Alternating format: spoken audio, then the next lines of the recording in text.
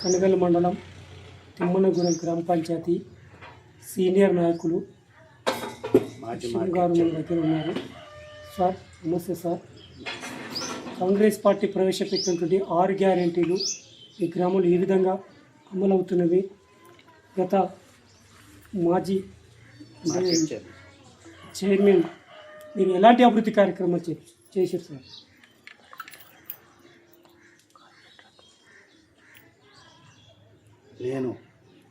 నా పేరు భిక్షమ యాదవ్.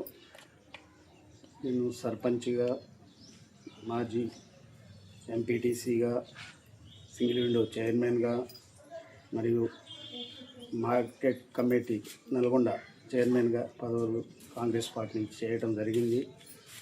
ముఖ్యంగా మా యొక్క నాయకులు కోమటిరెడ్డి వెంకటరెడ్డి గారి అండతో అన్ని విధాల మా గ్రామ అభివృద్ధికి తోడ్పడుతున్నాము. ముఖ్యంగా మీరు 6 గ్యారెంటీలు అన్నది గత ప్రభుత్వం కొన్ని అప్పుల పాలు చేసి కొంత ఇబ్బందికరమైన వాతావరణం సృష్టించినందున కొన్ని నెమ్మదిగా ఒక్కొక్కటి అమలు చేస్తూనే ఉన్నాము.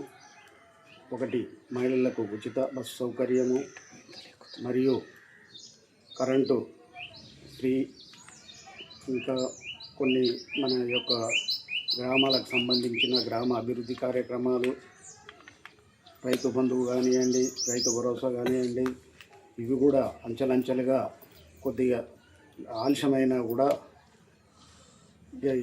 ఎన్నో తిప్పలబడి కూడా మన ముఖ్యమంత్రి గారు అన్ని విధాల కష్టపడి రైతుల కోసం ఎల్లవేళ కష్టం శ్రమపడి రైతులను ఆదుకోవాలన్న ఉద్దేశంతో చాలా కృషి చేస్తున్నారు. అందుకోసం దానికి ముఖ్యంగా మా నల్గొండ కాన్స్టిట్యూషన్లో మా యొక్క మంత్రి వర్యులు కోమటిరెడ్డి వెంకటరెడ్డి గారు వారి సహకారంతో మా గ్రామాలు కూడా అభివృద్ధి అవుతున్నాయి. ఇప్పుడు మా యొక్క గ్రామానికి ఇంత చిన్న గ్రామ పంచాయతీ అయినా ఒక 750 ఓట్లు ఉన్న గ్రామ పంచాయతీకి 14 కోట్ల రూపాయలు రోడ్డు మరమ్మతు చేసి డబల్ రోడ్డు కూడా సాగర్ రోడ్ నుంచి కనగల్ వరకు శాంక్షన్ అయింది. పనులు కూడా జరుగుతున్నాయి. మీరు కూడా ఉండొచ్చు. అతి త్వరలో డాంబర్ రోడ్డు అవంతా కంప్లీట్ అవుతున్నాయి. మాకు ఇండ్లు కూడా మంజూరు గత ప్రభుత్వంలో కాంగ్రెస్ ప్రభుత్వంలో దాదాపు 60-70 ఇండ్లు కట్టియడం జరిగింది. ఇప్పుడు కూడా ఇప్పుడు 16-18 ఇండ్లు స్టార్ట్ అయినాయి. అన్ని స్లాబ్లు కూడా పడ్డాయి. ఇంకా మనకు ఇప్పుడు ప్రభుత్వం అన్ని విధాలు ఆదుకుంటున్నాం. ఏదో కొన్ని విషయాలల్లో అది ఆర్థిక ఇబ్బందుల వల్ల చేయలేక అది కూడా చేస్తామనేది మన మంత్రి గారు చెప్తున్నారు, మన ముఖ్యమంత్రి గారు చెప్తున్నారు.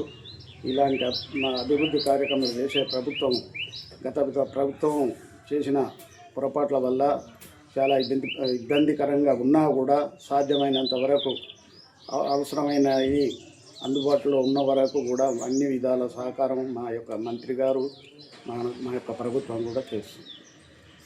మీరు చైర్మన్గా ఉండి గతంలో మాజీ సర్పంచ్ ఉండి ఇప్పుడున్న పాలనకు తేడా ఉంది సార్.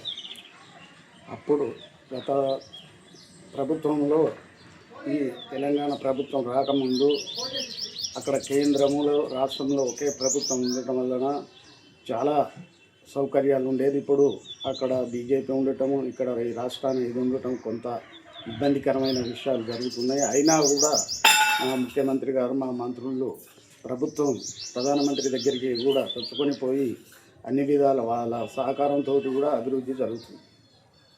సార్, మీరు పార్టీకి ఎలాంటి కృషి చేయబోతున్నారు? ప్లస్ గతంలో బీఆర్ఎస్ హయాంలో రైతులకు ఎలాంటి సూచనలు, అంటే రైతు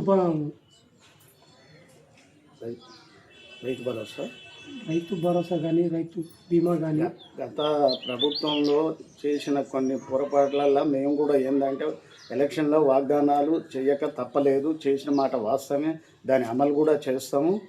కానీ కొంత ఆర్థిక ఇబ్బందులు ఎదురవటం వల్ల కొన్ని వెనకంజ చేస్తున్నాం. అవి కూడా చేసి ప్రజలకు అందరికీ కూడా సహకారం చేస్తాం. గ్రామాలు కూడా అభివృద్ధి చేస్తాం. సార్, ఇప్పుడు 99 ప్రణాళికలో మీ గ్రామాన్ని ఎలాంటి అభివృద్ధి కార్యక్రమాలు చేపట్టిస్తారు? ఇప్పుడు 99 దాంట్లో కొన్ని పారిశుద్ధ కార్యక్రమాలు, మరియు గ్రామ అభివృద్ధికి అవసరం ఉన్నాయి అన్నిటిని కూడా మనలోనే గత ప్రభుత్వం ఒక 2 సంవత్సరాల నుంచి గ్రామ పంచాయతీకి ఎలాంటి నిధులు లేకుండే ఒక 2 నెలల క్రితం కొంత డబ్బు కేంద్ర ప్రభుత్వం నుంచి రావడం జరిగింది. వాటిని గతంలో కొంత పనులు చేసిన వాటికి ఇది బోరింగ్లు కానివ్వండి, మంచినీటి వసతి మోటార్లు కానివ్వండి, అన్ని మా గ్రామానికి చాలా వరకు అన్ని సౌకర్యాలు ఉన్నాయి. అన్నీ కూడా అభివృద్ధి అయినాయి. ఇక కొంతమందికి ఇండ్లు అవసరం ఉన్నాయి. ఆ ఇండ్లు కూడా మన మంత్రి గారు వాగ్దానం చేసింది 50 ఇండ్లు ఇస్తారని, అది కూడా చేస్తారు. సార్ అట్లాగే సార్ గ్రామస్తులు కుక్కల బెడద ఎక్కువ ఉంది, కోతుల బెడద ఎక్కువ ఉందని చెప్పేసి కొంతమంది చెప్తున్నారు సార్. అది వాస్తవమే. ప్రభుత్వం ఏం ప్రకటించిందంటే కుక్కలను సాగుకొట్టవద్దు, అదొకటి అంటారు, సాగుకొట్టవద్దు అని అంటారు. పట్టుకపోవాలంటే ఒక్కొక్క దానికి 2000 ఖర్చు వస్తుంది. మనం పట్టుకొని పోయి వేయాలంటే ఇదేం చిన్న గ్రామ పంచాయతీ. ఈ గ్రామ పంచాయతీకి నిధులు తక్కువ, ఎలాంటి ఆదాయం రావటం లేదు. సార్ గత బీఆర్ఎస్ టైంలో ధరణి అని పెట్టి రైతులకి భూభారతి, దీనివల్ల రైతులకు న్యాయం జరుగుతుంది అంటారు సార్. ధరణి భూభారతి వల్ల ధరణి అనే దాన్ని కొన్ని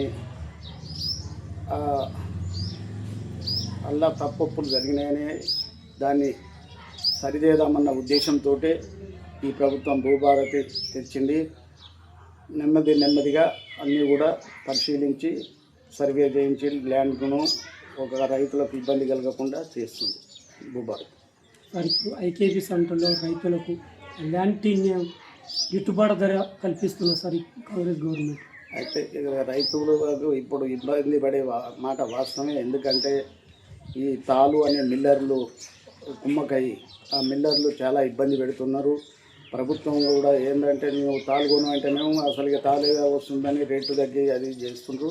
దానికి కూడా మన మంత్రి గారు, కలెక్టరు వీళ్ళందరూ కూడా మా మండలాన్ని సందర్శించి ఇక ఎలాగైనా మిల్లర్ని కొనాలన్న ఉద్దేశంతో నెమ్మదిగా ఇప్పుడు ఒక 2-3 రోజులు మాత్రం నడవలేదు, ఇప్పుడు నడుస్తున్నాయి మంచిగా. కానీ మన గ్రామంలో డ్రైనేజ్ వ్యవస్థ అస్తవ్యస్తంగా ఉంది. సీసీ రోడ్లు కూడా ఎక్కడెక్కడ లేవు. సీసీ రోడ్ల పైన గీతలు కట్టేస్తారు. దీన్ని మీరు ఏ విధంగా?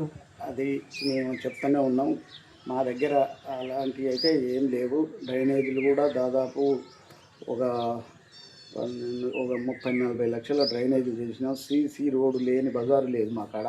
ఇక కొంతమంది మీరు అన్నట్టు బర్రెలు కట్టేస్తున్నట్టు వసతి లేని వాళ్ళు కూడా అది మేము చెప్తూనే ఉన్నాము, వద్దరు నాయన ఇట్లా బాగుంటుందని అంటే వాళ్ళు కూడా వసతి లేదు అయ్యా అది ఇదైనా ఇప్పుడు తెలియనప్పుడు చూడం కదా, అది జరుగుతుంది. అది జరగకుండా కూడా చూసుకుంటాం. విద్యా వైద్యం పైన ఎలాంటి? విద్యా వైద్యం మాకు కనగల్లు హాస్పిటల్ దగ్గర పట్ల ఉన్నది. అక్కడ అన్ని సౌకర్యాలు ఉన్నాయి.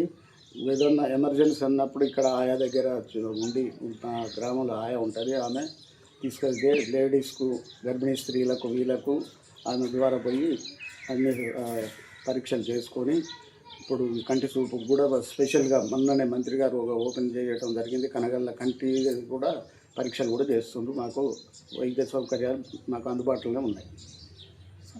గత ప్రభుత్వంలో ప్రవేశపెట్టినటువంటి పథకాలు ఏ విధంగా మీ గ్రామానికి అందింది సార్? ఇప్పుడు ఈ గవర్నమెంట్కి వచ్చినట్టు 6 గ్యారెంటీలో బస్సు కూడా సక్రమంగా లేదు, మాకు చాలా ఇబ్బంది అవుతుందని చెప్పేసి గ్రామ ప్రజలు అంటున్నారు సార్.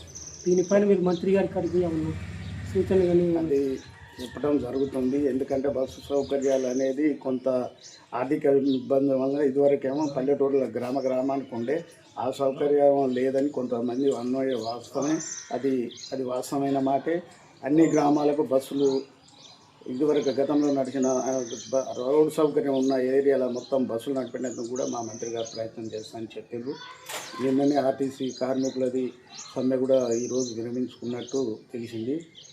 ఇది తదుపరి రేపు మంత్రి గారితో చర్చించి గతంలో నడిచిన రోడ్ల మీద నడిచిన బస్సులన్నిటి కూడా నడిచేటట్టు ప్రయత్నం చేపిస్తాం మా మంత్రి గారితో. సీనియర్ నాయకులు మన మంత్రి గారు మన గ్రామాన్ని ఏమైనా దర్శిస్తే మీకు ఏమైనా హామీలు ఇచ్చిందా? ఇవి నెరవేర్చేస్తాం. మంత్రి గారు మొన్న ఎలక్షన్ ముందర కూడా రావటం జరిగింది. సర్పంచ్ ఎలక్షన్ ముందు కూడా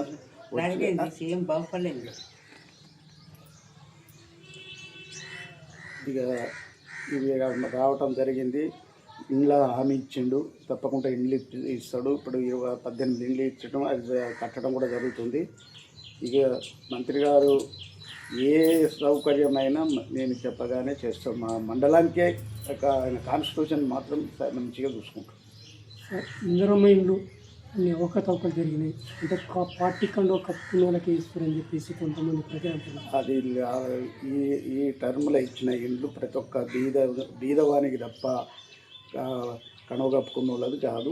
మనకి ఇచ్చిన కాడికి గుడిసె ఉన్న ఇల్లు ఉండొద్దన్న ఉద్దేశం కాంగ్రెస్ ప్రభుత్వం. గుడిసె ఉంటే ఏ పార్టీ అయినా